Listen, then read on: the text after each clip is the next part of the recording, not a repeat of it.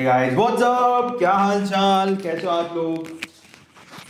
Okay, आगे कैसे चला गया ये अपने आप से? केम छो, मजामा छो? बताओ क्या हाल चाल मेरे प्यारे बच्चों। आई एम सो सॉरी, मैं कल नहीं आ पाया, कल थोड़ा प्रॉब्लम हो गया था, तो मैंने सोचा आज तो अपन बच्चों के पास चलते हैं। व्हाट्स अप बच्चों, मेरे प्यारे बच्चों, क्या हाल चाल, कैसे हो आप लोग? बढ़िया, केम छो, मजामा छो? सबड़ी सिंह, सब लड़के बोले केम छो, पजामा छो? नहीं सर, हम पजामा पहन के बैठे हैं, सो वी आर पजामा छो। somebody इज लाइक निकर छो, है ना? somebody इज नागा छो। ओके, अमेजिंग यार। सर नो मूड ऑफ है आज, क्या हो गया बेटा? somebody सेइंग कि मूड ऑफ हो रहा है सर, क्या हो गया बेटा? सो चलो आज का अमेजिंग सेशन शुरू करते हैं। आज हम लोग क्या करने वाले हैं? आज देखो बहुत ही धांसू चीज करने वाले हैं। क्या?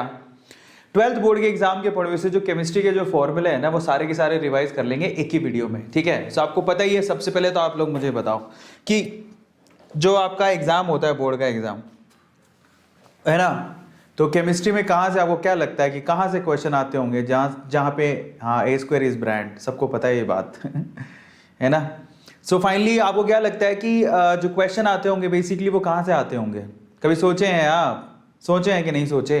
जो न्यूमेरिकल क्वेश्चन आते हैं वो कौन से पोर्शन से आता है? फिजिकल से, इनऑर्गेनिक से, ऑर्गेनिक से? Just write down in chat section. क्या लगता है आपको जो आपके न्यूमेरिकल्स आते हैं वो कौन से टॉपिक से आते हैं? Physical, inorganic, organic? Thank you so much, thank you so much. बताओ सब लोग, लिख के बताओ चैट सेक्शन में कितने बच्चे हैं जो आजकल केमिस्ट्री पढ़ रहे हैं, पता लगे कि बाकी ऐसी कोई भरोसा नहीं है। देखो सारे बच्चों ने फिजिकल लिखा है, इसका मतलब कई झंडू बाम ऑर्गेनिक भी लिख रहे हैं। उनके लिए एक गाना पेश है, कौन सा वाला? मैं झंडू बाम हुई। नहीं, आजकल ये बहुत चल रहा है। एक हमारे सर जी हैं, नाम तो उनका पता नहीं क्या है, लेकिन उन्होंने बवाल काट रखा है ना? वो कहते हैं कि लोग गाना गा गा के पढ़ाते हैं, तुम नहीं गा सकते तो इसमें हम क्या करें बताओ? तुम एंटरटेन नहीं कर सकते, इसमें हम क्या करें बताओ? है ना?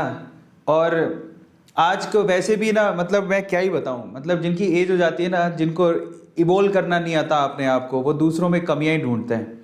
वो भाई साहब क्या कहते हैं कि गाना गाते रहते हैं, गाना गा के पढ़ाते हैं। अरे जब तक आप भाई, पहले आपको पता है कि आपको ये पता होना चाहिए कि पहले लोग कैसे पढ़ाते थे। पहले लोग पढ़ाते थे ब्लैक बोर्ड पे, काला बोर्ड होता था, चौक से पढ़ाते थे। आपने इवोल्व करके उसको ग्रीन बोर्ड और चौक किया, फिर आप इवोल्व करके वहां पर आप ऑनलाइन क्लासेस लेने लगे जिसमें आप इलेक्ट्रॉनिक पैड से पढ़ाते थे, अब इलेक्ट्रॉनिक बोर्ड आ गए। तो ऐसे करके इवोल्व हो रही है ना चीजें। तो इसका मतलब स्टडी के मेथड्स भी इवोल्व होने चाहिए। कब तक पुराने मेथड लेके घूमते रहेंगे? तो जो ऐसा बोलते हैं भाई साहब, जरा सोचो, अगर आप चेंज नहीं करोगे, अपने मेथड्स को चेंज नहीं करोगे, तो आप सरवाइव नहीं कर सकते। सिंपल सी बात है। और हम अगर बच्चों की खुशी के लिए गा देते हैं, थोड़ा बजा देते हैं, तुम्हें काहे नीचे से प्रॉब्लम हो रहा है भैया? हाँ, समझ नहीं आता है हमें। चलो, सो फाइनली देखो, गाना गाना बुरी बात नहीं है। और वो महाशय क्या नाम थे, वो महाशय खुद भी गाने सुनते होंगे, दिखाते हैं ऐसे जैसे प्रभु श्री राम है, और अंदर से खुद भी ऐसे ही होंगे, 4-5 बच्चे कर रखे होंगे। क्या ही समझाए मैं, मतलब बड़ों की जय हो। चलो। नहीं कि अब बस किसी को लगता है तुम खुद ही बोल नहीं हो सकते तो दूसरों का मजाक उड़ाओगे, दूसरे के मेथड का मजाक उड़ाओगे। हम तो तुम्हारा नाम भी नहीं जानते और तुम कैसे पढ़ाते हो वो भी नहीं जानते। तुम घुस घुस के हमारी क्लासें देखते हो ना, हमने तुम्हें कभी देखा ना, हमने जाना, तमाशा बना के रखा है तुमने, है? अब तुम्हें नाचना नहीं आता इसमें हमारी गलती है, तुम्हें गाना नहीं आता इसमें हमारी गलती है। नहीं, सही बात है कि नहीं बात है? तो आज का क्लाइमेक्स मिल गया तुम्हें सेशन का, ठीक है? सो फाइनली जो बच्चे अभी लिखे न्यूमेरिकल ऑर्गेनिक से आते हैं उनके लिए गाना पेश है, कौन सा वाला? मैं झंडू बाम हुई डार्लिंग तेरे लिए।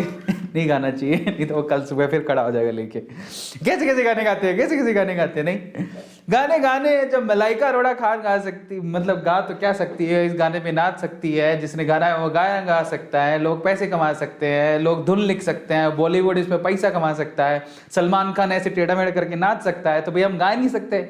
मतलब तुमने टीचर को समझ के क्या रखा है? मतलब टीचर चरवाहा है जिंदगी भर अपने बिस्तरे लेके चरवाहा की तरह घूमता रहेगा? क्या उसका कोई दिल नहीं है? क्या उसका कोई मन नहीं है? क्या वो इंसान नहीं है? क्या उसकी कोई इच्छाएं नहीं है? कब तक?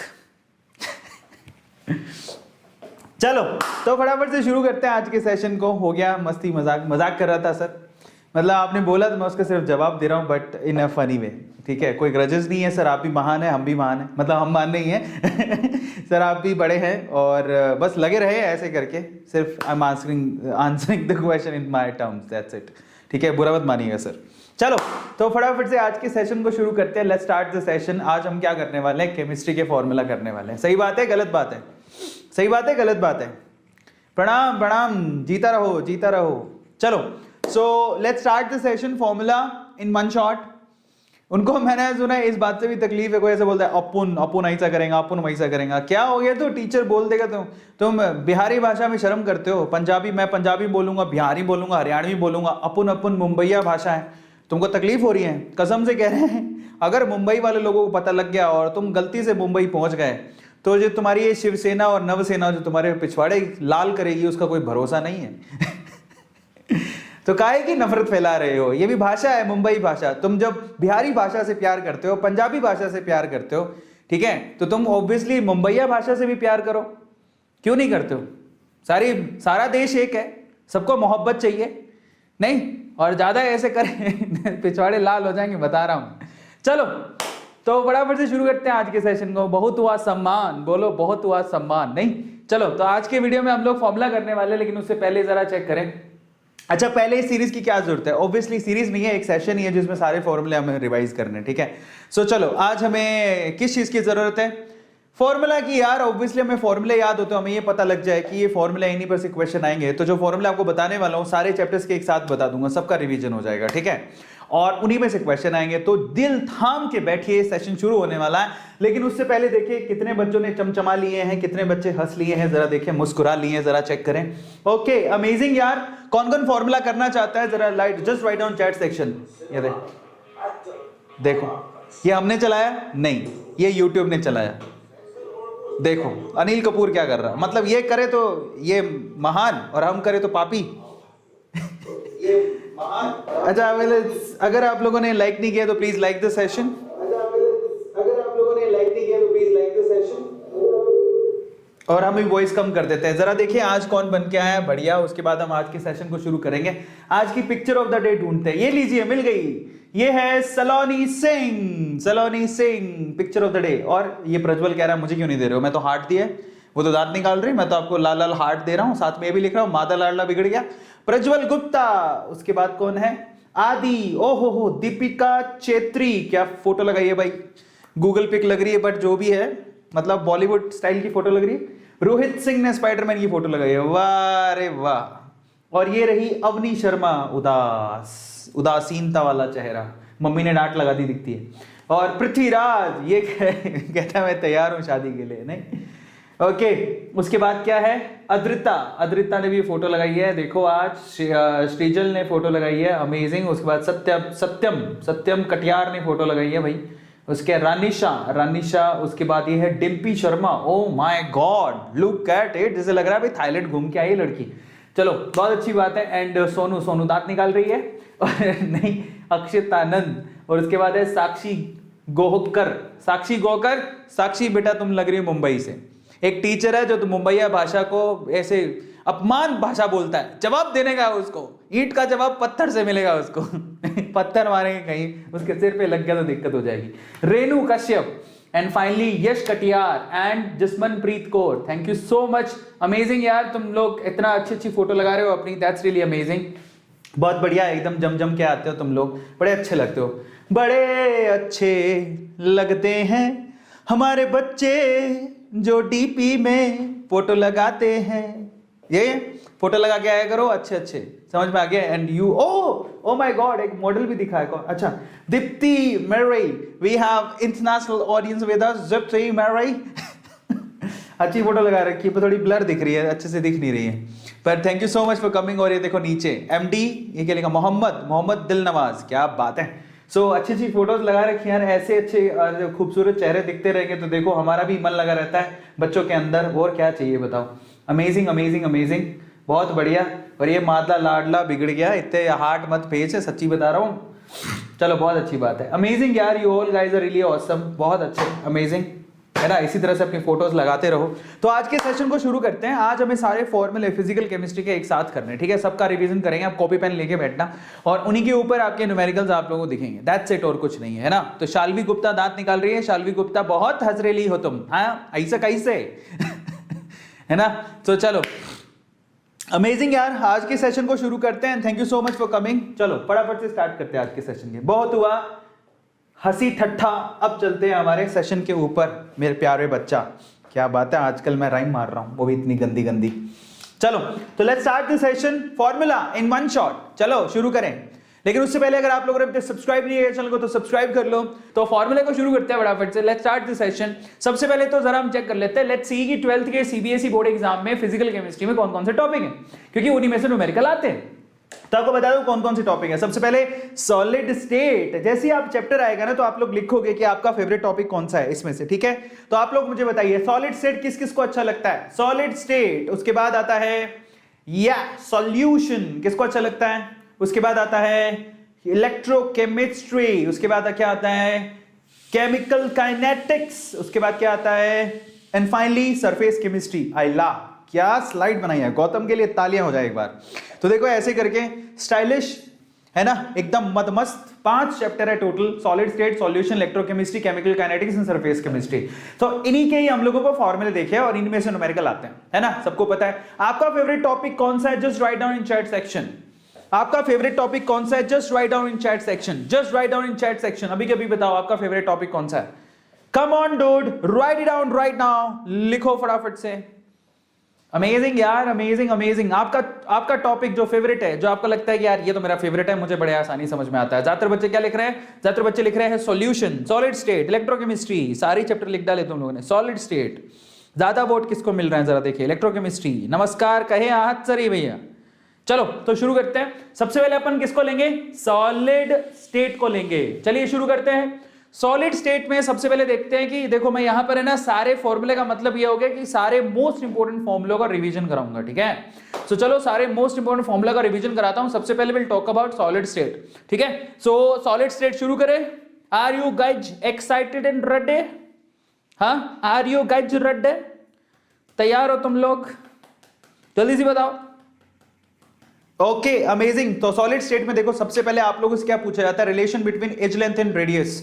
मैं इसके लिए आप लोगों को सीधा एक टेबल बताता हूं जो आप लोगों को याद रखनी है, ठीक है।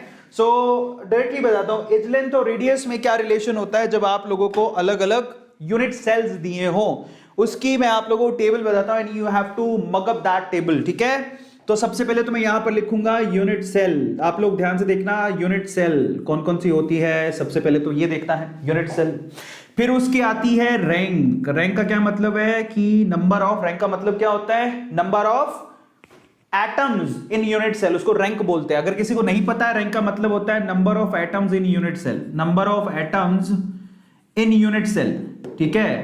तो यूनिट सेल, यूसी मतलब यूनिट सेल, ठीक है। तो ये तुम्हारा रैंक हो गया, जिसको रैंक नहीं पता उसके लिए बता दिया मैंने। उसके बाद आपका आता है यहां पर relation between a and r, जो ऊपर लिखा भी हुआ है कि ए और आर में क्या रिलेशन होता है।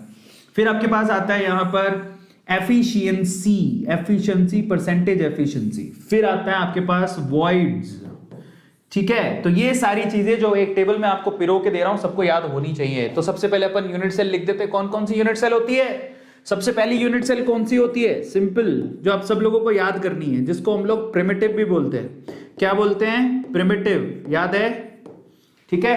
दूसरी यूनिट सेल कौन सी होती है, दूसरी यूनिट होती है body centred, body centred unit cell, body centred. इसको थोड़ा सा मैं बॉडी सेंटर्ड ऐसे करके लिख देता हूं, ठीक है। So BODY, body centred unit cell. फिर तीसरे होते हैं हमारे पास फेस सेंटर्ड। कौन सा होता है, फेस सेंटर्ड यूनिट सेल। तो ये तुम्हारे 3 यूनिट सेल होते हैं, ठीक है। सो अब इनके बारे में हमें ये पूरी टेबल खत्म करनी है और ये टेबल में से क्वेश्चन आते हैं न्यूमेरिकल, इसमें से कौन से पोर्शन पे आएंगे वो तुम्हें बताऊंगा। तैयार हो तुम लोग।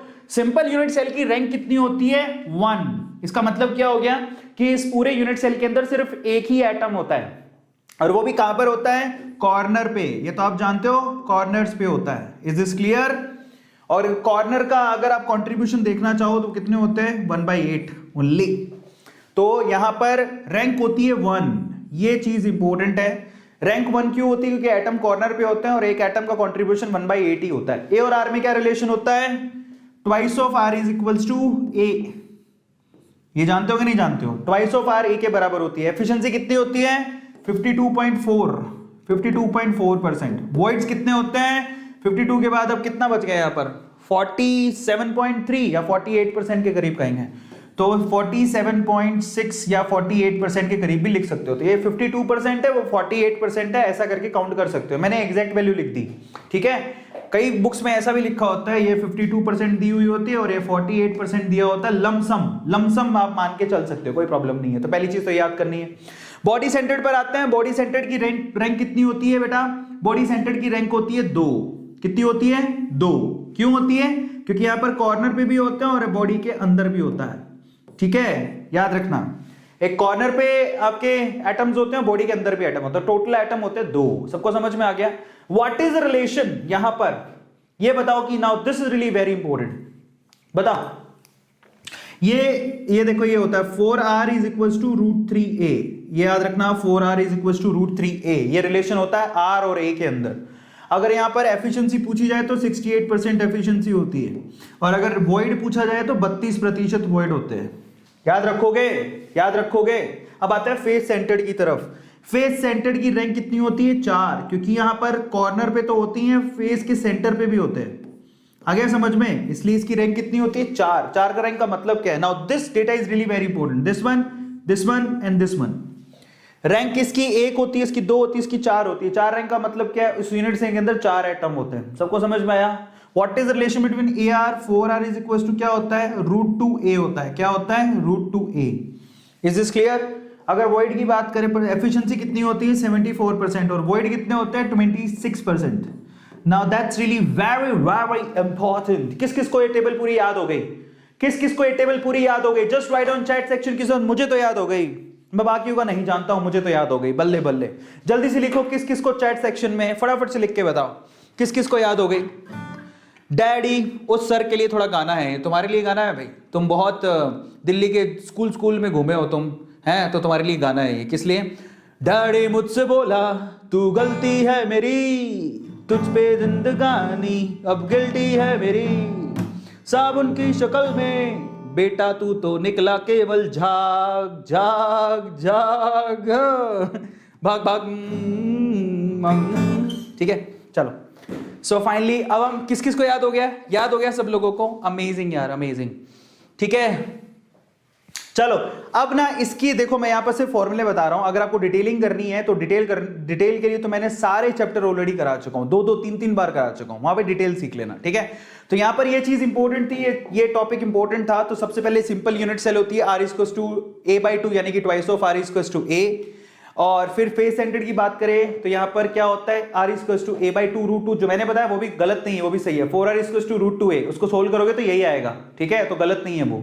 और बॉडी सेंटर्ड की बात करें तो यहां पर 4r इक्वल्स टू √3a होता है। यहां तो निकाल भी सकते हो ना, 4r इक्वल्स टू √3a, ये होता है 4r इक्वल्स टू √2a।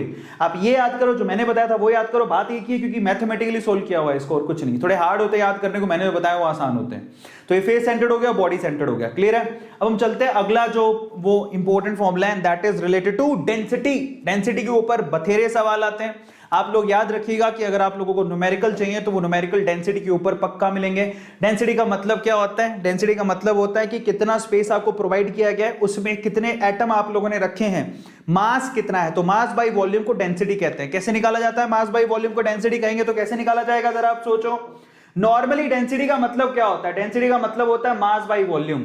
तो यहां से ना थोड़ा थोड़ा आइडिया लग जाता है कि आपको फॉर्मूला याद कैसे करना है। तो फाइनली डेंसिटी को यहां रो से लिखा जाता है, which is equals to mass. अब सोचो मास किसका होता है? मास एटम का होता है। एटम कैसे पता लगेंगे? रैंक से। रैंक को किससे लिखा जाता है? Z से। तो Z यहां पर रैंक है, ये नंबर ऑफ एटम बताएगा, और उन एटम का मोलर मास m से लिखा जाएगा। अब हमको तो मास चाहिए, समझ में आ गया? मोलर मास को आप क्या करोगे? डिवाइड बाय क्या करोगे? Na। ये क्या है? Na number of Avogadro, Avogadro number. जब मोलर मास को एवोगैड्रो नंबर से डिवाइड करोगे तो एक एटम का मास आ जाएगा, इसीलिए मास को एवोगैड्रो नंबर से डिवाइड किया जाता है। समझ में आ गया? तभी तो हमें मास मिलेगा। आपको मास कैसे मिलेगा जरा सोचो, किसी एटम का मास चाहिए तो आपको मोलर मास का मतलब क्या होता है? मोलर मास का मतलब होता है एवोगैड्रो नंबर के बराबर एटम का मास। अगर मैं मोलर मास को एवोगैड्रो नंबर से डिवाइड कर दूं तो एक एटम का मास आ जाएगा। तो यहां पर यही किया है, मोलर मास को एवोगैड्रो से इसीलिए डिवाइड किया है ताकि एक एटम का मास मिल जाए। साथ में होती है रैंक और उसके साथ में आप चाहिए वॉल्यूम। अगर आपको पता है कि अगर मैं कहूं कि इस यूनिट का एज लेंथ ए है तो इसका वॉल्यूम कितना हो गया, ए क्यूब, तो यही लिखा हुआ है। इस तरह से फॉर्मूला याद किया जाता है। तो यहां पर डेंसिटी की यूनिट होती है ग्राम पर सेंटीमीटर क्यूब। जेड आपके पास क्या है, नंबर ऑफ एटम जिसको रैंक भी कहते हैं। एम ने मास ग्राम पर मोल में लिया जाएगा, एज लेंथ सेंटीमीटर में होगी और एवोगैड्रो नंबर मोल इनवर्स में होता है। दैट्स इट, और कुछ नहीं है। तो ये फॉर्मूला सबको याद होना चाहिए। कई बच्चों को फॉर्मूला याद नहीं होता, तो मैं देखो सिंपल तरीका बता रहा हूं। आपको मास बाई वॉल्यूम का रेशो लेना है। मास किसका चाहिए, एटम का, तो एटम कहां से मिलेंगे, जेड से। जेड का मतलब होता है नंबर ऑफ एटम, जो रैंक भी कहते हैं, into molar mass. Molar mass को डिवाइड करो आप एवोगैड्रो नंबर से, क्यों, तभी आपको मास मिलेगा एक एटम का। उसके बाद आप वॉल्यूम से उसको डिवाइड कर दो तो ये डेंसिटी निकल जाएगी। किस किस को ये फॉर्मूला याद हो गया, just write down chat section की यस सर आपने सारा कॉन्सेप्ट बता दिया, बल्ले बल्ले। जल्दी से लिखो चैट सेक्शन में किस किस को याद हो गया, just write down in chat section. Come on dude, just write down in chat section. मजा आ गया, याद हो गया, बहुत बढ़िया यार, amazing, you are all guys are really amazing. तो ये तुम्हारा एक और फॉर्मूला हो गया। तो टोटल अगर मुझसे कोई पूछे तो यहां पर सॉलिड स्टेट में एक्चुअली दो ही फॉर्मूले हैं, आप लोग याद रखिएगा, सॉलिड स्टेट में एक्चुअली दो ही फॉर्मूले हैं, बल्ले बल्ले। तो एक बार जाते जाते जब हम सॉल्यूशन चैप्टर को खोज रहे हैं तो मैं यहां साइड में दोनों फॉर्मूले लिखता हूं। पहली चीज तो आपको जो याद करनी है, ठीक है, अब मेरे साथ रिवीजन करते रहना, रिवीजन इज वेरी इंपॉर्टेंट। तो पहला फॉर्मूला है आर और ए में relation, twice of are is equal to a in the case of simple, 4r is equal to root 2a in the case of face centred. ये simple के लिए, ये face centred के लिए, याद रखना। और 4r is equal to root 3a, ये है बॉडी सेंटर्ड के लिए। तो पहले तो तीन फॉर्मूले ये हो गए, याद हो गए सब लोगों को। ये सिंपल के लिए, ये फेस सेंटर्ड के लिए, बॉडी सेंटर के लिए, लिख भी रहा हूं। और एक फॉर्मूला आपको डेंसिटी का याद करना है। डेंसिटी का फॉर्मूला क्या होता है, डेंसिटी इज इक्वल टू, आपको लेना है z इंटू क्या करना है, मोलर मास, उसको डिवाइड किससे करना है, एवोगैड्रो नंबर से, और साथ में क्या लेना है, वॉल्यूम। वॉल्यूम के लिए a क्यूब लिखना है, खत्म कहानी। किस किस को याद हो गया, ऐसे करो, या कम ऑन, मजा आ गया अरविंद सर, कमाल कर दिए, दो फॉर्मूले याद हो गए, ये बहुत इंपॉर्टेंट है। चलिए अब सॉल्यूशन चैप्टर की तरफ चलते हैं। So will see solution chapter. Solution chapter में कौन कौन से फॉर्मूले जरा उसको चेक कर लेते हैं। Let's see the solution chapter. तैयार हो तुम लोग, सॉल्यूशन चैप्टर में फॉर्मूले याद करेंगे अब। चलो सबसे पहले तो हेनरी लॉ का फॉर्मूला सबको पता होना चाहिए, that's very common. Henry law का फॉर्मूला क्या है, इस पे न्यूमेरिकल, नॉर्मल न्यूमेरिकल आ जाते हैं। That the partial pressure is equals to Henry constant into mole fraction. That is the formula for Henry law. ये आपको पता है, ये पहला फॉर्मूला है। This is partial pressure, this is Henry constant, this is solubility और we can say mole fraction. That's very easy. तो यहां पर पार्शियल प्रेशर की यूनिट क्या होती है, ATM, समझ में आ गया। तो x क्या होता है, मोल फ्रैक्शन, ये यूनिटलेस होता है। ये क्या होता है, यूनिटलेस। तो आप मुझे बताओ KH की यूनिट क्या होगी, तो Henry constant KH is equals to P। KH की वही यूनिट होगी जो प्रेशर की यूनिट होगी, तो इसकी यूनिट क्या होती है, ATM। आ गया समझ में, क्योंकि ये तो कांस्टेंट है। सो this is unitless. So basically क्या है, KH की यूनिट वही होगी जो कि प्रेशर की यूनिट होगी। तो अगर कोई पूछे कि हेनरी कांस्टेंट की यूनिट क्या होती है, तो हेनरी कांस्टेंट की यूनिट होती है ATM। क्या होती है, ATM। याद हो गया। तो चलिए हेनरी लॉ का फॉर्मूला है P equals to KH into XB। B लिखने की जरूरत नहीं है, बट ये मोल फ्रैक्शन है, दैट्स इट, ठीक है। B का मतलब हो गया जो भी आपने सॉल्यूट या गैस को डालने की कोशिश कर रहे हो उसके मोल फ्रैक्शन की बात हो रही है, समझ में आ गया, that's it. Is this clear. Partial pressure ATM, ये हेनरी कांस्टेंट, इसकी यूनिट भी ATM है, मैंने बता दिया आपको कैसे आया, और ये आपके पास यूनिटलेस होता है। तो ये आपका हेनरी लॉ हो गया, ठीक है। जैसे कि कोका-कोला है ना। एक बात बताओ ईमानदारी से, तुम्हारी वैसे तो सॉफ्ट ड्रिंक पीनी अच्छी बात नहीं है, बिल्कुल फैक्ट बात है, लेकिन अगर तुम्हें कहें कि तुम्हें बहुत दिन हो गए सॉफ्ट ड्रिंक नहीं पी, ठीक है, सो बहुत दिन हो गए, तुम्हारे अंदर से मन मचल रहा है, सो अगर तुम्हें मन मचल रहा है, बहुत दिन से सॉफ्ट ड्रिंक नहीं पिया है, तो तुम बताओ कि तुम कौन सा सॉफ्ट ड्रिंक पीना पसंद करोगे। आई am giving you 4 options, okay. So in that case I am giving you 4 options. पहला ऑप्शन, अगर आप लोगों को सॉफ्ट ड्रिंक पीनी है तो फर्स्ट ऑप्शन आपके पास कोका-कोला, सेकंड ऑप्शन आपके पास Thums Up, taste Thums Up, तीसरा ऑप्शन आपका मरिंडा है ना, और चौथा ऑप्शन आपके लिम्का। चलो पांचवा ऑप्शन दे देता हूं, स्प्राइट, क्योंकि मेरे बचपन से मैंने यही सुना है कि मतलब ऑलमोस्ट यही आती थी, यही ड्रिंक्स आती थी, इसके अलावा कोई ड्रिंक नहीं आती थी। तो आप कौन सा ड्रिंक पीना पसंद करोगे? कोका कोला ऑलमोस्ट थोड़ा सा डार्क ब्राउनिश कलर की होती है, थम्स अप थोड़ी सी डार्क और ज्यादा डार्क होती है, मिरिंडा थोड़ी सी ऑरेंजिश कलर की होती है, लिम्का एकदम व्हाइट कलर का होता है लेमनिश, और स्प्राइट एकदम वैसी होती है ट्रांसपेरेंट, है ना। सो आपको कौन सी वाली पसंद है? यूट्यूब ने कहा है कि जाके एक बार थोड़ा पता करो। फिज, अच्छा एपी फिज, समबडी सिंग एपी फिज। सीसी मतलब Coca Cola. Coca Cola basically आपको एक बात बताऊं यार, पूरे वर्ल्ड में ना सबसे ज्यादा एक्चुअली ड्रिंक पी जाती है वो कोका कोला है। मतलब पता नहीं क्या ही मजा आता है लोगों को। और एक मजे की बात है, कोका कोला की रेसिपी मात्र 2 लोग जानते हैं, ठीक है, और वहीं से कोका कोला बन के आता है, उसके बाद यहाँ सप्लाई होता है। तो देखो आप कोका कोला की डिमांड देखो, मतलब पहले साल कोका कोला ने पूरे साल भर में 25 बोतल बेची थी, और आज के टाइम पे कोका कोला वर्ल्ड की सबसे बड़ी कंपनी है, the biggest company in the world, जिसका रेवेन्यू आप इमेजिन भी नहीं कर सकते हो। समझ में आ गया? आप कहीं बोलते हो ना कि आलू हर जगह मिलता है, तो कोका कोला 2 देशों को छोड़ के हर जगह मिलती है। उन 2 देशों में भी बैन है, अदरवाइज आप ब्लैक में खरीद सकते हो। सो ये कोका कोला के लिए फैक्ट था। और कोका कोला का एग्जांपल क्यों दिया हुआ है? क्योंकि इसमें हेनरी लो लगता है। कैसे? क्योंकि इसमें जो आप प्रेशराइज करके गैस भरते हो, लिक्विड के अंदर गैस को भरा जाता है, और वो हेनरी लो के बिहाफ पर होता है। समझ में आ गया? Somebody Singh red bull, red bull में क्या होता है तुम्हें पता है? पता किए हो तुम रेड बुल में क्या होता है? हैं? किंगफिशर लिख रहा है कोई? वाह बेटा, तेरे पापा को पता, चमाट नहीं मारे था तेरे को एक। अच्छा, स्लाइस बच्चे वाली होती है, देखो प्यारी प्यारी बच्चे वाले स्लाइस लिख रहे हैं, ठीक है ना। ये रॉयल स्टैग बेटा, वो कोल्ड ड्रिंक नहीं होती नालायक, ये रॉयल स्टैग। पापा यही सिखा के भेज रहे हैं बेटा, कॉपी के अंदर ये लिख के आना तुम। नहीं नालायक। चलो तो अब आगे चलते हैं, let's go for the next formula, and the next formula is relative lowering of vapour pressure, ठीक है। आरएलवीपी रोल्ट लॉ का एक वो है, आरएलवीपी रोल्ट लॉ का बेसिकली एक कॉलिगेटिव प्रॉपर्टी जो रोल्ट लॉ से निकल के आता है। तो बेसिकली होता कुछ यूं है कि अगर आप वोलेटाइल सॉल्वेंट के अंदर नॉन वोलेटाइल सॉल्यूट ऐड कर दो तो उसके वेपर प्रेशर में कमी आ जाती है। तो उस वेपर प्रेशर में कमी को क्या लिखते हैं? RLVP, relative lowering of vapour pressure. वो कैसे लिखा जाता है? P0 minus P upon P0। और एक्चुअली किसके बराबर होती है ये? जितना सॉल्यूट आपने घोला, यानी कि मोल फ्रैक्शन ऑफ सॉल्यूट के बराबर होती है। That's really very interesting. इसी को बोलते हैं RLVP, relative lowering of vapour pressure. But ऐसा नहीं है रोल्ट में और फॉर्मूले नहीं है। ये फॉर्मूला किसके ऊपर एप्लीकेबल है?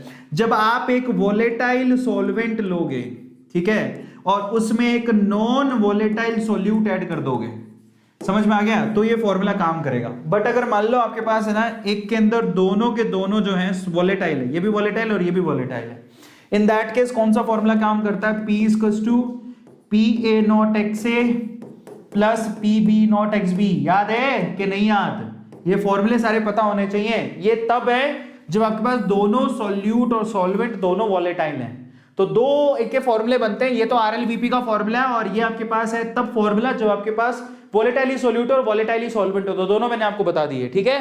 तो चलिए फाइनली ये आपके पास XB क्या होता है? This is mole fraction. देखो मोल्स का रेशियो ही होता है और कुछ नहीं।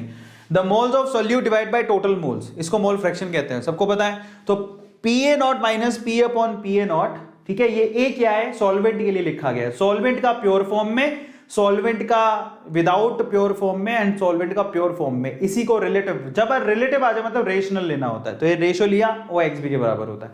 इसी को relative lowering of vapour pressure कहते हैं। नेक्स्ट आपके पास एलिवेशन इन बॉइलिंग पॉइंट। फॉर्मूले याद करते रहना, जिसको लगता है मुझे फॉर्मूले याद हो रहे हैं, से चैट सेक्शन में लिखो बल्ले बल्ले। क्या लिखोगे? बल्ले बल्ले, ठीक है। सो फाइनली जरा चेक करते हैं, यहाँ पर रिलेटिव, यहाँ पर एलिवेशन इन बॉइलिंग पॉइंट, इसका फॉर्मूला क्या होता है? देखो सिंपल सी बात है, जब आप क्या करते हो, किसी एक नॉन वोलेटाइल सॉल्यूट को वोलेटाइल सॉल्वेंट में ऐड कर देते हो, तो सॉल्वेंट का बॉइलिंग पॉइंट क्या हो जाता है? एलिवेट हो जाता है, यानी कि बढ़ जाता है। तो कितना बॉइलिंग पॉइंट बढ़ा? डेल्टा TF किसके बराबर होता है? Sorry, delta TB। So delta TB boiling point है ना, तो डेल्टा TB किसके बराबर होगा? That is KB into small m। Small m को क्या बोलते हैं बेटा? स्मॉल m को बोला जाता है मोलैलिटी। मोलैलिटी कैसे निकालते हैं? Number of moles per kg weight of solvent. अगर आप स्मॉल m की वैल्यू निकालना चाहो तो n की वैल्यू कैसे? Given mass of solute divide by molar mass of solute, और यहां पर वेट किसका लेना है आपको? सॉल्वेंट का। अगर केजी में नहीं दिया है तो उसको ग्राम में 1000 से मल्टीप्लाई करो, नीचे ग्राम में भी लिख सकते हो। समझ में आ गया? अब यहां पर अगर मैं TB, डेल्टा TB का टोटल फॉर्मूला लिखूं तो क्या निकल के आएगा? Delta TB is equal to KB into m की वैल्यू रख दो, mass of solute divide by molar mass of solute into mass of solvent in KG और इंटू 1000 कर दो यहां से। आ रहा है समझ में? तो यहां से आप किसका मोलर मास ऑफ सोल्यूट ये फॉर्मूले से बाहर निकाल सकते हो। तो मोलर मास ऑफ सोल्यूट कैसे निकालोगे? टीबी को नीचे लेके आ जाओ, तो क्या बनेगा? KB into W into 1000 divided by delta TB into gram, W in gram, ये के नहीं है डब्ल्यू है, ठीक है। सो यहां पर डब्ल्यू इन ग्राम भी लिख सकते हो, तो ये फॉर्मूला हो गया, याद होना चाहिए सबको, सबको पता है ये। इस तरह से मोलर मास निकाल सकते हो सॉल्यूट का। एलिवेशन इन बॉइलिंग पॉइंट इसी को कहते हैं। तो देखो फॉर्मूला आपके सामने है, delta T equals to KB into m, m की वैल्यू रख देना, एम माने मोलालिटी होता है। जब वैल्यू रख दोगे तो फाइनली आप मोलर मास निकाल सकते हो सॉल्यूट का, that is KB into W 1000, ये मैंने निकाल के दिखाया था, डेल्टा टीबी इनटू डब्ल्यू1। समझ में आता है सबको? एलिवेशन बॉइलिंग पॉइंट सबको क्लियर है? Very good. और ये इनके यूनिट्स हैं कि कौन से के यूनिट क्या होते हैं, ये तो आप बच्चों को पता ही है। टेम्परेचर आपका केल्विन में होगा, मोलालिटी आपकी मोल पर केजी में होगी, केबी की वैल्यू होगी केल्विन केजी पर मोल, ये मास जो गिवन है वो ग्राम में होगा, मोलर मास ग्राम पर मोल में होगा, ठीक है। अब अगला डिप्रेशन इन फ्रीजिंग पॉइंट। तो डिप्रेशन फ्रीजिंग पॉइंट का अगर आप मुझसे फॉर्मूला पूछोगे तो होता कुछ यूं है कि अगर आप नॉन वोलेटाइल सॉल्यूट को वोलेटाइल सॉल्वेंट में ऐड कर दोगे तो उसके फ्रीजिंग पॉइंट में कमी आ जाएगी। उसके फ्रीजिंग पॉइंट में कमी को कैसे लिखते हैं? Delta T F which is equals to K F into m. अब ये एम क्या होता है? एम मतलब मोलालिटी। मोलालिटी कैसे निकल जाता है? That is moles of solute divided by पर केजी वेट ऑफ सॉल्वेंट, ऐसे लिखा जाता है। समझ में आ गया?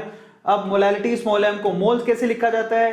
भाई given mass of solute divide by molar mass of solute, weight of solvent अगर ग्राम में लेते हो तो ऊपर क्या करोगे? 1000 से मल्टीप्लाई कर देना। आ गया समझ में? तो यही फॉर्मूला वहां पे रख दोगे, तो यहां पर डेल्टा टीएफ की वैल्यू किसके बराबर आ जाएगी? That is KF into m की वैल्यू लिख दो, given mass divided by molar mass, समझ में आ गया? इनटू यहां पर 1000 कर दो और नीचे क्या करोगे? वेट ऑफ सॉल्यूट इन ग्राम, क्योंकि ऊपर 1000 है। इस तरह से फॉर्मूला आ गया। यहां से आप मोलर मास की वैल्यू निकाल सकते हो। 2 बार करा दिया मैंने आपको, रिवीजन हो गया होगा। फाइनली ये फॉर्मूला है delta T equals to KF into m, and finally molar mass यहां से भी कैलकुलेट कर सकते हो, और ये उनकी यूनिट्स हैं। समझ में आ गया? Is this clear? ये बेटा के भी नहीं है, केएफ है, उसने चेंज नहीं किया, that is molar depression constant, तो केएफ है, ठीक है, याद रखना। चलिए अगला है ऑस्मोटिक प्रेशर। ऑस्मोटिक प्रेशर का फॉर्मूला क्या होता है?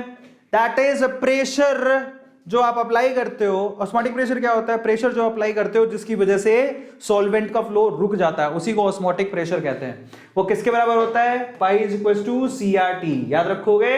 सीआरटी।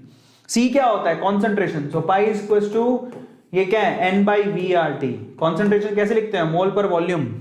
समझ में आ गया? अच्छा, मोल को कैसे लिखते हैं? Pi is equal to given mass by molar mass into volume into R into T. समझ में आ गया? मोलर मास निकाल लो यहां से। So molar mass is equals to mass into R into T divided by pi into V. ये लो, तो इस तरह से निकाला जाता है। That's very simple. Is this clear? बहुत बढ़िया, अमेजिंग। सो फाइनली ये हो गया pi equals to CRT N by VRT, M T equals to WRT by pi V. ये आपको याद हो गया? चलिए अब अगला, यहाँ पर जो उनके दिए हुए डोनेशंस क्या होता है? आर मतलब देखो, आर माने गैस कांस्टेंट, आपको ध्यान रखना है। टी माने टेम्परेचर है, वी वॉल्यूम है, pi equals to osmotic pressure, pressure unit ATM होती है। अब चलते हैं, हमारे पास यहाँ पर सॉल्यूशन चैप्टर खत्म हो गया। Now will see electrochemistry. Are you guys excited to see electrochemistry?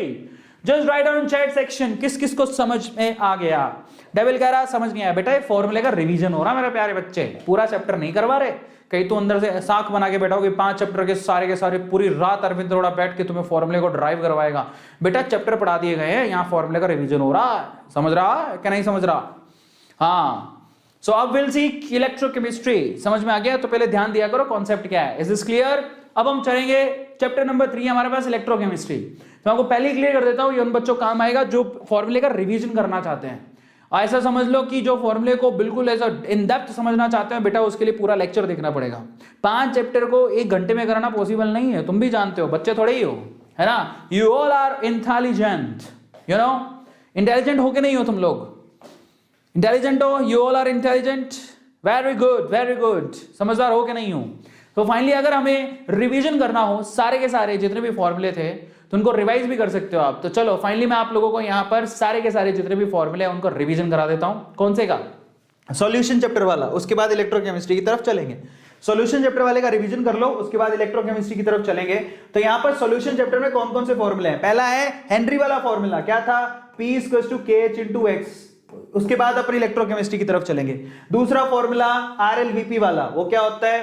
P0 - P/P0 = X of solute. ये तुम्हारा RLVP का फॉर्मूला हो गया। तीसरा फॉर्मूला क्या था? दैट इज कौन सा वाला थर्ड फॉर्मूला था? That is delta TB = KB × M। चौथा फॉर्मूला कौन सा था? That is delta TF = KF × M। पांचवा फॉर्मूला कौन सा था?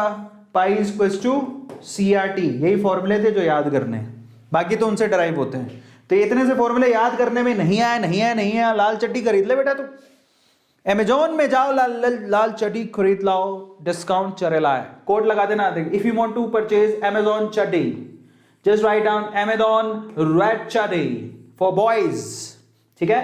सो रेड चड्डी so that you can be a Superman, ठीक है? सुपरमैन।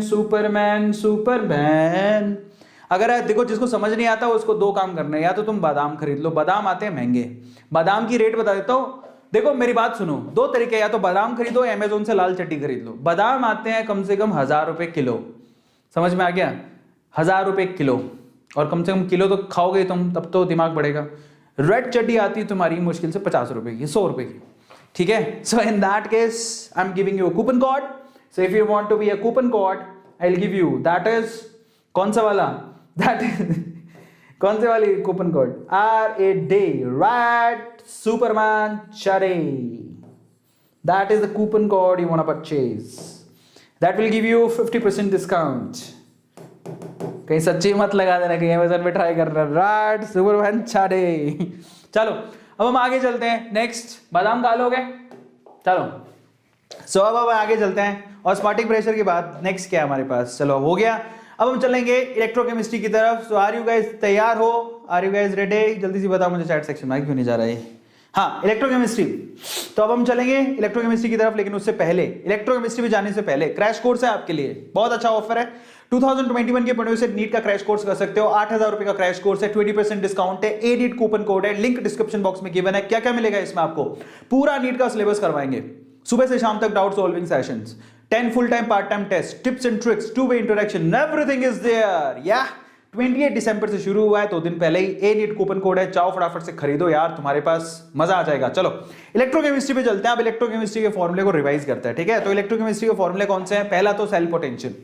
तो सेल का पोटेंशियल निकालना आपको सबको आना चाहिए। सेल पोटेंशियल कैसे निकाला जाता है? If you want to calculate cell potential, पूरे सेल का पोटेंशियल कैसे निकाला जाता है, तो मैं आपको समझाता हूं। सबसे पहले तो किस सेल के पोटेंशियल की बात हो रही है। सो आई विल टेल यू किस सेल के पोटेंशियल की बात हो रही है। यहां पर आपको पता है कि ये आपके पास 2 कंटेनर होते हैं इलेक्ट्रोकेमिकल सेल में या गैल्वेनिक सेल के अंदर।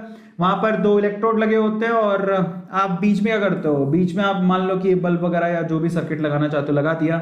यहां पर आप लोगों ने क्या लगाया? सोल्ट ब्रिज, आपको पता ही है।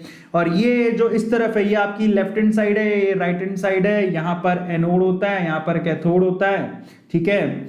और यहाँ पर ऑक्सीडेशन होता है, तो यहाँ पर रिडक्शन होता है, ठीक है? और यहाँ पर ये नेगेटिव टर्मिनल होता है, तो ये पॉजिटिव टर्मिनल होता है। तो this is a negative terminal, this is a positive terminal. ये आपके पास एनोड है, तो ये आपके पास कैथोड है। अब यहाँ पर पोटेंशियल डेवलप होते हैं अगर इस पूरे सेल का स्टैंडर्ड कंडीशंस में कौन कौन सी स्टैंडर्ड कंडीशंस हैं? टेम्परेचर होता है 298 केल्विन, ठीक है? प्रेशर होता है 1 atm, समझ में आ गया? और कॉन्सेंट्रेशन होती है 1 कैपिटल M। अगर इन स्टैंडर्ड कंडीशन में अगर आप E0 सेल निकालना चाहो, पूरे सेल का EMF, तो कैसे निकालोगे? That is E0 of reduction potential of cathode minus E0 of reduction potential of anode. ये फॉर्मूला होता है, आपको पता होना चाहिए। This is the pattern first formula, that is a fixed formula, जिसके ऊपर आपको न्यूमेरिकल मिलेंगे ही, ये कहीं ना कहीं यूज होगा। सबको आता है ये? अंकित, यदुवंशी, राम राम राम राम राम राम। चलो किस किस को याद हो गया?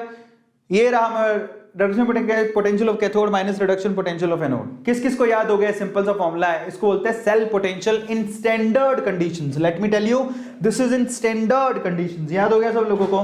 बहुत बढ़िया। तो आई थिंक आप लोग याद हो गया होगा। तो ये सेल पोटेंशियल कहलाता है कैथोड माइनस एनोड, बट ये दोनों के दोनों पोटेंशियल स्टैंडर्ड रिडक्शन पोटेंशियल्स हैं, जो कि आप लिस्ट से निकालते हो। फिर आता है नर्स्ट इक्वेशन। तो किस किस को, कौन से भाई बंधु को, सबको नर्स्ट इक्वेशन याद है? नर्स्ट इक्वेशन किस किस को याद है? Just write down chat section.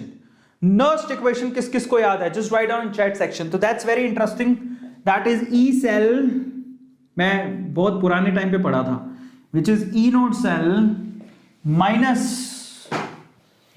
R gas constant, T temperature, N number of electron participating or flowing, and F क्या है? Farad log of, ठीक है, साथ में क्या लिखते थे? log of base E, ln लिखना चाहिए वैसे मुझे, ln of E। ऊपर आता आपके पास concentration of एनोड की concentration ली जाती है, ठीक है, नीचे आता है concentration of कैथोड। ये बेसिकली फॉर्मूला है, ठीक है। ऊपर आप प्रोडक्ट की कॉन्सेंट्रेशन, नीचे रिएक्टेंट की कॉन्सेंट्रेशन, ऊपर एनोड की कॉन्सेंट्रेशन, नीचे कैथोड की concentration. This is the Nernst equation at any temperature. Now if you ask me, just write down temperature 298 पर क्या नर्स्ट इक्वेशन होती है। अगर 298 पर अगर आपको नर्स्ट इक्वेशन निकालनी है तो टेम्परेचर की वैल्यू रख दो। आर की वैल्यू क्या होती है? आर की वैल्यू होती है 8.314 केल्विन, ठीक है। क्या होती है? 8.314 जूल पर केल्विन पर मोल, है ना। सबको ध्यान रखनी है, आर की वैल्यू यूज करनी है, और एन की वैल्यू एन ही रखोगे। एफ की वैल्यू कितनी होती है? 96500, ठीक है। तो अगर ये सारी वैल्यूज आप रख दोगे, और एक और बात बता देता हूं, log ऑफ ई किसके बराबर होता है? log ऑफ ई होता है 2.303 log ऑफ 10। तो ये सारी वैल्यू अगर आप उठा के रख दोगे तो आप टेम्परेचर 298 पर there is one more equation, E cell which is equals to E not cell minus 0.059 upon N, ठीक है। और साथ में क्या आता है? log of Q. Q reaction coefficient है, जो मैंने ऊपर लिखा वही है। तो क्यू बने रिएक्शन कोफिशिएंट होता है प्रोडक्ट की कॉन्सेंट्रेशन माइनस अपॉन रिएक्टेंट की कॉन्सेंट्रेशन, ये वही है। समझ में आ गया? उसको मैंने क्यू नाम दे दिया। तो ये इक्वेशन है जो आपको याद होनी चाहिए, ठीक है। सो ये टेम्परेचर 298 पर है, जो कि सबसे ज्यादा यूज होती है। अगर टेम्परेचर 298 ना हो तो आपको ये करनी पड़ेगी। सबको समझ में आ गया? बल्ले बल्ले। चलिए अब हम आगे चलते हैं। नेक्स्ट है हमारे पास नर्स्ट इक्वेशन, वो किससे लिखी जाती है? E cell equals to E not cell R T upon N F ln of, लिखा था ना log base E, ln of. ऊपर लेते हैं हम लोग प्रोडक्ट, नीचे लेते हैं रिएक्टेंट। ऊपर लेते हैं एनोड वाला, नीचे लेते हैं कैथोड वाला, आपको पता होना चाहिए। और अगर यहां पर मैं बोलूं 298 केल्विन टेम्परेचर पर लिखो, तो मैंने क्या बताया था आपको? अगर 298 है 25 डिग्री सेल्सियस का मतलब 298 ही होता है। E cell equals to E not cell 0.0593 by N ln of Q, ये गलत लिख दिया, this is log of Q. मैं थोड़ा करेक्शन कर देता हूं। सो मेरे प्यारे से भाई बंधु ने गलत लिख दिया, this is log of Q.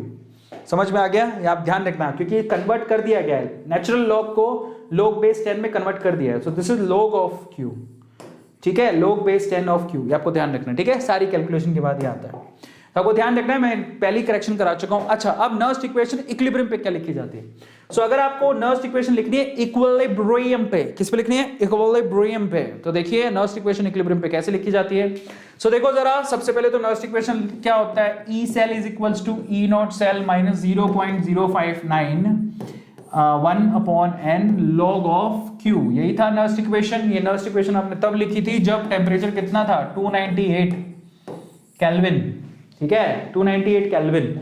सो अगर आप यहां पर इक्विलिब्रियम स्टैब्लिश करा जाते हो तो सेल एक्चुअली बंद हो जाता है, सेल काम करना बंद कर देता है। तो ई की वैल्यू 0 हो जाती है, और क्यू किसके बराबर हो जाता है? के इक्विलिब्रियम कांस्टेंट के। तो यहां पर क्या निकल के आएगा? ये तो भाई 0 हो जाएगा। तो ई नॉट सेल किसके बराबर आएगा? 0.0591 अपॉन एन, और यहां पर आप क्या लिखोगे? log ऑफ के। समझ में आ गया? ये आपको इक्वेशन यूज करनी है इन द केस ऑफ इक्विलिब्रियम। अगर इक्विलिब्रियम आ जाता है तो ये कब यूज होगी? जब टेम्परेचर कितना होगा? 298, और ज्यादातर आपको 298 ही दिया होता है। समझ में आ गया? तो यही यूज होगी। अदरवाइज आप नॉर्मल वाली भी यूज कर सकते हो। नॉर्मल वाली कौन सी है? अगर टेम्परेचर देखो, अगर टेम्परेचर आप लोगों को मान लो कि नहीं दिया हुआ 298, तो 2.303 RT/NF वाली नेचुरल मतलब नॉर्मल वाली भी यूज कर सकते हो। ये log बेस 10 है क्योंकि 2.303 लगा दिया है, केसी लगाया गया है। ये कब यूज करनी है? जब टेम्परेचर 298 ना दिया गया हो। जब दिया गया हो तो मैंने जो बताई थी वो बात एक ही है, कान कैसे भी पकड़ लो। समझ में आ रहा है? चलिए, तो फाइनली केसी क्या है? केसी आपके पास इक्विलिब्रियम कांस्टेंट, ये प्रोडक्ट का ऊपर लेते हैं कॉन्सेंट्रेशन और रिएक्टेंट का नीचे लेते हैं। एक्चुअली ओवरऑल ये क्यू केसी एक जैसी ही बात है, बट केसी को लिखते हैं इक्विलिब्रियम पर। ये भी कॉन्सेंट्रेशंस का रेशो ही है और कुछ नहीं है। फिर आता है गिब्स फ्री एनर्जी का नियम, ये इक्वेशन बहुत काम की है क्योंकि इसमें न्यूमेरिकल आते हैं। So finally Gibbs free energy वाली इक्वेशन क्या थी, याद करो, that delta G naught which equals to minus of N F E naught. याद है किस किस को पता है ये रिलेशन? एन क्या है, number of participating electron, F क्या है फेरेड, ई नॉट सेल क्या है, E not cell standard reduction potential है सेल का। ये रिलेशन होता है, सबको पता है, इसमें न्यूमेरिकल आते हैं।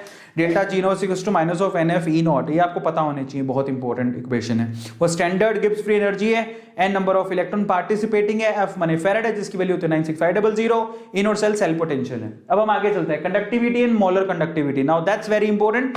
सो अगर कंडक्टिविटी और मोलर कंडक्टिविटी के सारे फॉर्मूले मेरे साथ पढ़ने हैं तो आप लोग फटाफट से बताओ कौन कौन अब पढ़ना चाहता है। अब हम आखिरी अगले वाले उस पे पहुंच चुके हैं, जल्दी से बताओ।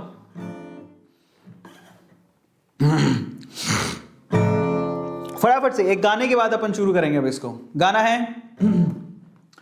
तेरा मिलना पल दो पल का मेरी धड़कने चुराए, डर है मुझे प्यार तेरा मेरी जान जाए। अरे मैंने आज एक वीडियो देखा, मैं भूल गया, मैं आपको दिखाता हूँ। सो एक बच्चे ने क्या किया है, एक बच्चे ने एक चैनल खोला है और वो वीडियो डालते रहता है, तो मैं आपको दिखाता हूँ। That was really funny. वो पता नहीं कहाँ से कलेक्ट कर रहा है, बट एक्चुअली वो कलेक्ट कर रहा है। सो आपको दिखाता हूँ, मिल जाए तो फाइनली था तो सही है ऐसा कुछ। मैं आपको वीडियो दिखाता हूँ, एक बहुत ही, उस चैनल का नाम था शायद A2K लॉयंस, ऐसे कुछ लिखा था, A2LIONS। तो तुम सारे A2K लॉयंस ही हो, तो A2K लॉयंस। हाँ ये रहा, अरे मिल गया, अरे सीरियसली मिल गया। हाँ ये बच्चा है जिसने मेरा कोई फैन पेज, पता नहीं कौन है, बच्चा है क्या है, व्हाटएवर, मुझे पता नहीं, बट ये A2 का फैन पेज उसने खोला और उसमें मस्त वीडियो डाल रहा है वो। मेरे को तो हंसी आ गई। ये देखा है, ये दिखाता हूँ, वीडियो देखो ये वाली। चल नहीं रही होगी, एक मिनट रुको, ये मेरे को बड़ी हंसी आई। काम क्वाइट म्यूजिक, एकदम मदमस्त करने वाला म्यूजिक। कौन सा वाला? ऐसे अच्छा चलता हूँ दुआओं में याद रखना, वाह, मेरे जिक्र का जुबां पे स्वाद रखना। मैं अच्छा ही गाता हूँ लेकिन मैं बता रहा हूँ कैसे गाने सुनने चाहिए। ये मत सुनना, ये काली काली भाई, ये ऐसे गाने आपको तकलीफ देंगे या बेखयाली। नो, शार्प गाने मत सुनो। अच्छा आगे सॉरी, देखो या बेखयाली। नो, शार्प गाने मत सुनो, रिलैक्स करने वाले गाने सुनो, प्यारे गाने सुनो, ऐसे गाने मत सुनो, है ना, वो वाला सारी उम्र हम। नो, टॉर्चर करने वाले गाने मत सुनो, प्यार वाले गाने सुनो, अच्छे गाने सुनो जो आपको मतलब वो कौन सा वाला, इलाही मेरा जी आए आए, इलाही मेरा जी आए आए हो, जो मतलब अरे माइंड को रिलैक्स करे, समझ रहे हो? अच्छे गाने हैं, खूबसूरत गाने हैं। ऐसे नहीं ये गाना आप परेशान हो रहे हो, परेशान होते होते कौन सा गाना लगाया तुमने, ये वाला, कौन सा वाला, और मुझे छोड़कर जो तुम जाओगी बड़ा पछताओगी, बड़ा पछताओगी। अरे भाई साहब, आगे तो तुम दिमाग की दही करके बैठे हो, ऊपर तो तुम गाना लगा लिए हो तुम। तो अजीत सिंह के गाने सुनो, बट टॉर्चर वाले गाने नहीं सुनना, ये हार्ट ब्रेक वाले गाने नहीं सुनने, बहुत सिंपल गाने सुनने जो आपको माइंड को रिलैक्स करें, एकदम बहुत अच्छा महसूस हो। जैसे पुराने गाने वाकई में बहुत अगर आपको पुराने गाने नए वर्जन में सुनने हैं तो सनम के गाने सुन सकते हो, बहुत अच्छा गाता है वो, है ना। जैसे कि गुलाबी आंखें आहा जो तेरी देखी, ओहो शराबी ओहो, समझ रहे हो? सो रिलैक्स करने वाले गाने, सब्सक्राइब करना पड़ेगा। अच्छा, दर्शन रावल के गाने का प्रॉब्लम क्या है ना, वो थोड़े सैडी गाने गाता है। सो बिल्कुल, और वो ऐसे मतलब सैडी गाने। अब जैसे कुछ गाने ऐसे कर लो, गए तुम गए हो क्यों, रात बाकी है, गए तुम गए हम थम गए, हर बात बाकी है, गए क्यों। ये गाने नहीं सुनने, कौन गया कौन आया तुम्हारी जिंदगी में, ये गाने ऐसे नहीं सुनने, प्यारे गाने सुनने, दुलारे गाने सुनने, समझ रहे, जो आपको मोटिवेट करे, ऐसे गाने सुनने। ऐसे भी कैरी मिनाटी का गाना है, कौन सा वाला, एक कहानी है जो सबको सुनानी है, फिर होने के बाद क्या सुनाओगे तुम। तो प्यारे गाने गाने सुनाओ, अच्छे गाने सुनाओ, तो ब्यूटीफुल गाने सुनने, मतलब जो अच्छे अच्छे, समझ पा रहे हैं? कई लोग तो वो गाने में चलो ही हाथ दे रिकी आगे पापा नहीं, टोनी कक्कर ओकर टाकर टोनी कक्कर गाने बनाता है, समझ नहीं आता उस गाने के चक्कर के। Oh my God. Okay, so finally नहीं कैंसिल करो इसको, ये अपने आप से चल गया। तो बड़े अच्छे इसने वो बनाए हैं, तो I really like this thing. तो जाओ फटाफट से इस बच्चे को सपोर्ट करो, कौन है पता नहीं, बट उसने काफ़ी अच्छी वीडियोस बना रहा है वो, and I really like him. मतलब कहाँ से ला रहा है पता नहीं, बट दैट्स रियली कूल। एक और बनाई है उसने 4-5 वीडियोस डाल चुका है, हरियाणी का ऐसा छोरा जो हरियाणी लैंग्वेज बोली थी ना अपन ने, तो देखना जाके, बहुत अच्छा है। इसके चैनल को सब्सक्राइब करके सपोर्ट करो। ऐसे ही अब प्यारे प्यारे दुलारे बच्चे हैं जो चुनमुन से मेरे को भेजा उसने कि सर मैंने कुछ वीडियो बनाई है, मैंने कहा देव सही है, चलो बहुत मेहनत कर रहे हैं, तो इनका ख्याल रखो तुम लोग भी। चलो, तो नाम है एटू के लॉयंस, जो तुम सारे जानते हो, तुम सारे क्या हो, एटू के लॉयंस ही हो। सो मेरे प्यारे एटू के लॉयंस, आ जाओ फटाफट से, एटू के लॉयंस है ना, पता नहीं किसे बनाया, बट जो भी है सपोर्ट करो बेचारे को, बहुत अच्छा। चलो, तो अब हम लोग आगे चलते हैं, लेट्स फिनिश द सेशन। चलिए, तो फाइनली अगर हम लोग कंडक्टिविटी और मोलर कंडक्टिविटी की बात करें, सो इन दैट केस आपको फॉर्मूले में याद कराता हूं, ठीक है। सो कैसे याद होंगे, सबसे पहले देखो आप यहां पर फॉर्मूले कैसे याद करोगे। सबसे पहले आपको देखो पता होना चाहिए कि रेजिस्टेंस क्या होता है। रेजिस्टेंस का होता है रेजिस्टिविटी एंड L/A, जानते हो, लेंथ जितनी ज्यादा हो रेजिस्टेंस ज्यादा होगा, एरिया जितना ज्यादा हो रेजिस्टेंस उतना कम होगा। अब यहां पर इसको रेजिस्टेंस बोला जाता है, हमें चाहिए कंडक्टेंस। तो कंडक्टेंस क्या होता है, दैट इज 1 रेजिस्टेंस, समझ में आ गया। तो इसको 1/ρ A/L, समझ में आ गया। तब रो मने कंडक्टिविटी रो मने रेजिस्टिविटी होता है, तो 1/ρ क्या होगा, कंडक्टिविटी। तो कैसे लिखा जाता है, so finally conductance is equal to ये 1/ρ को कंडक्टिविटी, जिसको कप्पा भी कहते हैं। So conductance is equal to kappa, ये A/L लिखा हुआ है। मैं आपकी जानकारी के लिए बता देता हूं कि L/A किसके बराबर होता है, ये आपके पास होता है L/A is equal to x, समझ में आया। L/A किसके बराबर होता है, L/A किसके बराबर होता है, x के, जिसको सेल कांस्टेंट कहते हैं। So this is cell constant, is this clear, this is cell constant. So finally तो ये A/L लिखा हुआ, तो ये क्या लिखा जाएगा 1/x।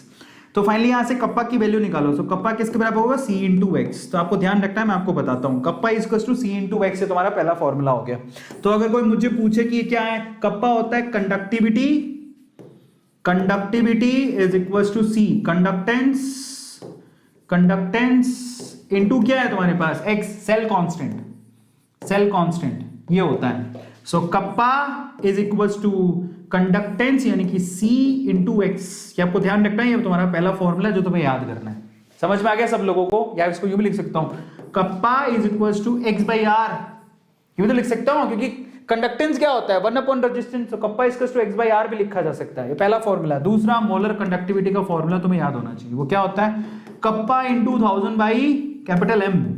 ये फॉर्मूले पता है ना कि नहीं पता है, किस किस को याद है सारे फॉर्मूले, तो बल्ले बल्ले यही फॉर्मूले हैं जो बहुत काम के हैं। सो फाइनली आप लोगों को फिर से दिखा देता हूं, जिसको नहीं याद। सबसे पहले कप्पा इज इक्वल टू क्या होता है, सेल कांस्टेंट बाय रेजिस्टेंस, अभी निकाल के दिखाया था। सेल कांस्टेंट को x भी लिख सकते हो, G* भी लिख सकते हो, तुम्हारी मर्जी।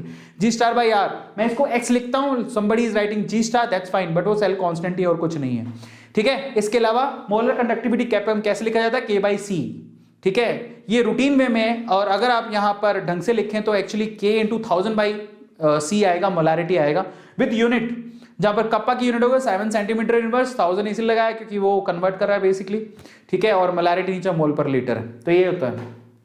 अब आते हैं कॉलस लॉ। कॉलस लॉ बेहद आसान है, सबसे आसान है, मतलब इतना आसान है कि क्या ही बताऊं।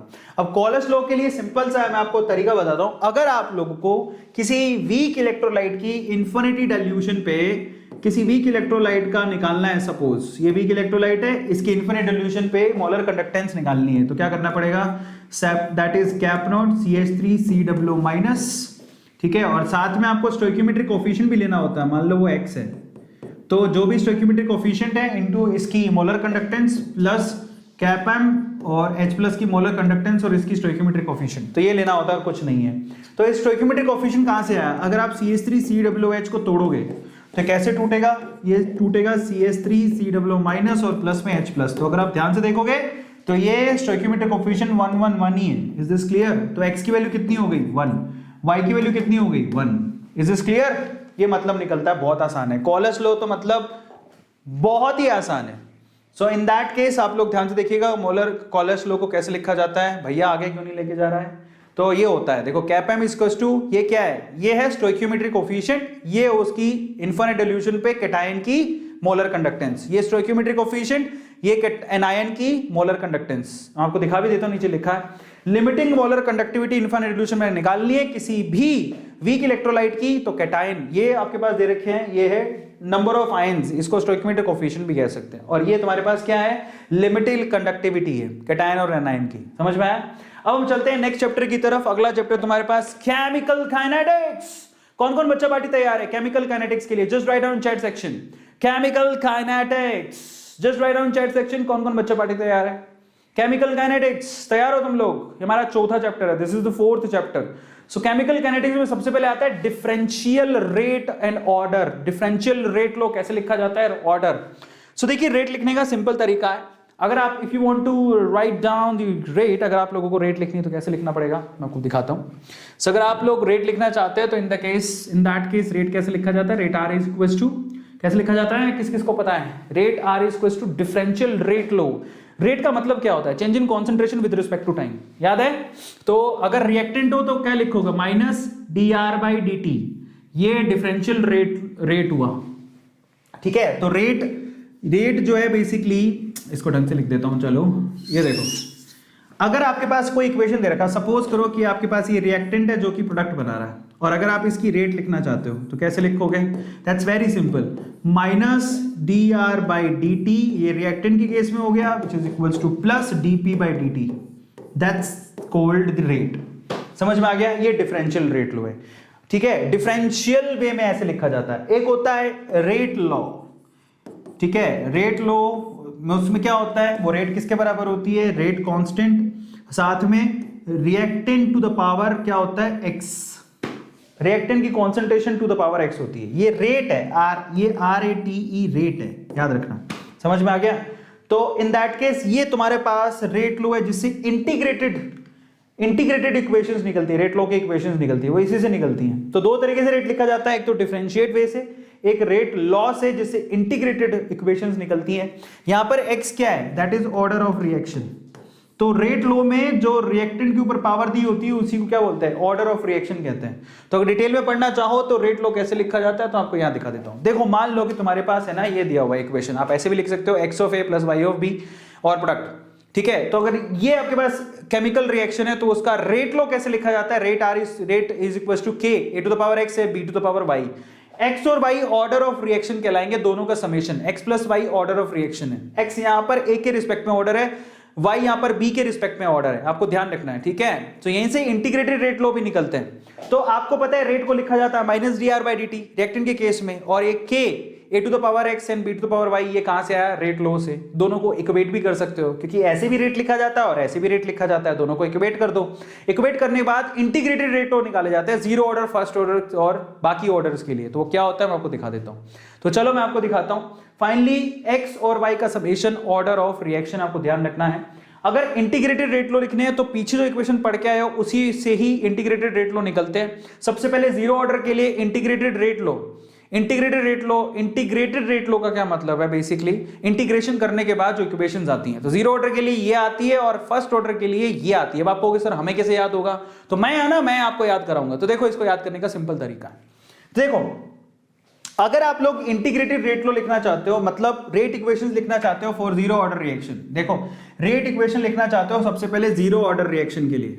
जीरो ऑर्डर रिएक्शन के लिए अगर आप रेट इक्वेशन लिखना चाहते हैं मेरे प्यारे बच्चों तो कैसे लिखोगे, दैट इज वेरी सिंपल। क्या लिखोगे, किसी भी टाइम पे अगर आप रिएक्टेंट की कॉन्सेंट्रेशन निकालना चाहते हैं तो इनिशियल कॉन्सेंट्रेशन क्या थी उसमें से माइनस कर दो KT, खत्म कहानी। ये है आपके जीरो ऑर्डर के लिए AT equals to A naught minus KT, याद रखोगे। ये कैसे आया, that's very easy. Zero order reaction के लिए जो इक्वेशन, जो आपके पास ग्राफ होता है वो ऐसे होता है ग्राफिकली इस तरह से। ये A नॉट है, ये यहां पर AT लिखा हुआ है, कॉन्सेंट्रेशन ऊपर की तरफ, ये टाइम है। समझ में आ गया, ये जीरो ऑर्डर रिएक्शन का ग्राफ है और ये उसकी इक्वेशन है जो आपको याद करनी होती है। जीरो ऑर्डर के लिए ये इक्वेशन होती है। अब यहीं से निकल के आता है, यहां से k की वैल्यू निकाल सकते हो। k इक्वल्स टू क्या होगा, सो KT को यहां ले आओ, A naught minus AT by T, ये इक्वेशन वहां लिखी हुई थी जो मैंने आपको बताया था। तो ये जीरो ऑर्डर रिएक्शन के लिए हो गई, याद हो गई। अब बस इसी में ही मैं चेंज करूंगा और मैं फर्स्ट ऑर्डर की रिएक्शन बताऊंगा। फर्स्ट ऑर्डर रिएक्शन कैसे लिखी जाती है, दैट्स वेरी सिंपल, बहुत सिंपल है। आप 80 की जगह लिख दो ln of 80, ln of natural log of 80 which is equals to a naught की जगह लिख दो ln of a naught minus kt as it is. समझ में आ गया? तो ये जो इक्वेशन दिख रही है वो फर्स्ट ऑर्डर के लिए है। This is for first order reaction. Is this clear? क्या किया मैंने, इसमें ln लगाया, इसमें ln लगाया, वो kt एज इट इज लिख दिया। तो जहां पर अगर ln लिख रहा हो तो वो फर्स्ट ऑर्डर के लिए है, और नॉर्मली लिखा हो तो जीरो ऑर्डर के लिए। दैट्स वेरी सिंपल, याद हो जाएगा। तो बस ऐसा ही था और कुछ नहीं था। यहां पर आपके पास देखो k equals to r naught minus r, मैं a लिख रहा था, ये r लिख रहा है, कोई भी डोनेशन दे उससे क्या फर्क पड़ता है, बाई t, ये जीरो ऑर्डर रिएक्शन के लिए, ठीक है। और अगर कोई फर्स्ट ऑर्डर के लिए पकड़ रहा हो तो वो उसने ln को log बेस 10 में कन्वर्ट कर दिया है। अगर कोई पूछेगी सर ये कहां से है 2.303, तो बेटा इसमें और उसमें कोई फर्क नहीं है। कैसे, मैं आपको वो भी समझा देता हूं। मान लो कि फर्स्ट ऑर्डर रिएक्शन मैंने क्या लिखी थी, आप लोग बताइए मुझे जरा। फर्स्ट ऑर्डर रिएक्शन लिखी थी मैंने ln of at which is equals to ln of a naught minus kt लिखा था। तो kt को यहां ले आओ, kt इज इक्वल्स टू क्या हो गया, ln of a naught minus ln of at, kt is equals to क्या हो गया, ln of a naught by at, ऐसे भी तो लिख सकता हूं, log का प्रॉपर्टी लगा दिया। सो kt इज इक्वल्स टू क्या हो गया, 2.303 log of base 10 a naught by 80, ऐसे भी लिख सकता हूं, ठीक है। फिर यहां से k की वैल्यू निकाल लो, तो क्या निकल के आएगा 2.303 बाई t, और ये क्या है, log of base 10 a naught by 80। और एक्चुअल में यही इक्वेशन है जो आपको याद करनी है। This is the most important equation which you have to mug up. ये तरीका है उसको निकालने का। Is this clear? सबको समझ में आ गया? बल्ले बल्ले, बहुत बढ़िया। एंड फाइनली जरा देखो, ये जीरो ऑर्डर के लिए, वो फर्स्ट ऑर्डर के लिए है। मैंने आपको निकाल के दिखा दी कैसे निकलती है। और इसी तरह से हाफ लाइफ, हाफ लाइफ का मतलब क्या होता है, हाफ लाइफ का मतलब होता है कि जब कॉन्सेंट्रेशन, रिएक्टेंट की कॉन्सेंट्रेशन पहले से आधी रह जाए, उस समय को ज्ञात करना हाफ लाइफ कहलाता है। तो जीरो ऑर्डर के लिए अगर आप हाफ लाइफ निकालना चाहो तो वो कितनी आती है, that is a naught by 2k। बहुत सिंपल फॉर्मूला है ये जीरो ऑर्डर के लिए। और अगर फर्स्ट ऑर्डर के लिए अगर आप हाफ लाइफ निकालना चाहते हो तो वो होता है, कौन बताएगा, ln ऑफ 2 बाई k, है ना। इसको क्या बोलते हैं, 0.693 बाई k, ऐसा भी तो लिखते हैं। ln 2 की वैल्यू 0.693 बाई k। किस किस को याद है फॉर्मूले, जल्दी से बताओ। सही लिखा है कि गलत लिखा है, just right on chat section. बल्ले बल्ले, किस किस को याद हो गया, चलो मैं आपको दिखा देता हूं। तो सबसे पहले तो हाफ लाइफ जीरो ऑर्डर के लिए ln, देखो a नॉट बाई 2k लिखा था, इसने r नॉट लिखा है। r और a में कोई फर्क नहीं है, सिर्फ अल्फाबेटिकल फर्क है, मतलब वही है। इनिशियल कॉन्सेंट्रेशन को 2k से डिवाइड करना था जीरो ऑर्डर के लिए। और first order 0.693 by k first order के लिए बताया था, बहुत बढ़िया। अब हम चलते हैं सरफेस केमिस्ट्री। अब हमारा आखिरी चैप्टर है ये, जिसका फॉर्मूला हमें देखना है, सरफेस केमिस्ट्री। तैयार हो तुम लोग? इसमें क्या आता है, इसमें एक ही फॉर्मूला है, कौन सा वाला, ये हाफ लाइफ कहां से आ गया। तो मैं आगे चल रहा हूं कि पीछे चल रहा हूं, ये हाफ लाइफ नहीं है, I am so sorry. Surface chemistry case में आपके पास है, आपके पास आइसोथर्म, एडजॉर्प्शन आइसोथर्म, राम भरोसे सारा कैम। तो इससे मतलब adsorption isotherm, adsorption isotherm, that is the last topic in the case of surface chemistry. याद है तुम लोगों को एडजॉर्प्शन आइसो, फ्रुडलिच की आइसोथर्म याद होनी चाहिए। कैसे होती है फ्रुडलिच की आइसोथर्म, वो होती है x/m, मतलब कितना एड्सॉर्ब हुआ है, ठीक है, एड्सॉर्बेट, एड्सॉर्बेंट में वो किसके बराबर होता है, दैट इज प्रेशर, जितना प्रेशर अप्लाई करोगे टू द पावर 1/n। आ गया समझ में? ये होता है क्या, वो प्रेशर पे डिपेंड करता है। साथ में कांस्टेंट भी आता है मेरे ख्याल से, आता है कि नहीं आता, साथ में constant x/n p raise to power 1/n, k आएगा साथ में, k भी आना चाहिए मेरे ख्याल से, k भी आना चाहिए। तो k p raise to power, और 1/n की वैल्यू कहां से कहां लाई करती है, 0 से लेके 1 तक लाई करती है, खत्म कहानी, यही है फ्रुडलिच का आइसोथर्म। सही है, हड़िप्पा हड़िप्पा हड़िप्पा हो गया, बस यही होता है। अब इसको फ्रुडलिच का आइसोथर्म कहते हैं। x/m equals to k p raise to power 1/n। ये कितना एड्सॉर्ब हुआ, एड्सॉर्बेट, एड्सॉर्बेंट के अंदर k यहां पर क्या है, एड्सॉर्प्शन कांस्टेंट, और p प्रेशर है, 1/n की वैल्यू 0 से 1 तक होती है। लोग ले लोगे तो ऐसे लिखा जाएगा, ये तो तुमको आता ही है पहले से ही। तो ये फॉर्मूले है जो आपको याद रखना है। x क्या है, मास ऑफ एड्सॉर्बेट, ठीक है, m क्या है, मास ऑफ एड्सॉर्बेंट, k क्या है, कांस्टेंट, और p क्या है, प्रेशर। 1/n की वैल्यू 0 से लेके 1 तक वेरी करती है। खत्म कहानी, याद आ गई सबको अपनी नानी। फाइनली बहुत बहुत बधाई हो किस किस के सारे फॉर्मूले याद हो गए? Just write down chat section की यस सर, मुझे सारे फॉर्मूले याद हो गए। I am a square lion, मैं ए स्क्वायर की लॉयन की फैमिली को बिल्कुल सपोर्ट करता हूं। ए स्क्वायर लॉयंस का जो स्टूडेंट है जिसने ए स्क्वायर लॉयन से, बहुत बहुत धन्यवाद, आप लोग इतना प्यार करते हो, किसी बच्चे ने ए स्क्वायर लॉयन नाम से चैनल बना दिया है and thank you so much यार, उसे सपोर्ट करो ताकि वो भी बच्चा एकदम ऊपर जाए। और आप में से कोई चैनल बनाना चाहते हो तो चैनल बना लेना, बल्कि उसको सपोर्ट करो, जो भी है उसे बात करो, ठीक है।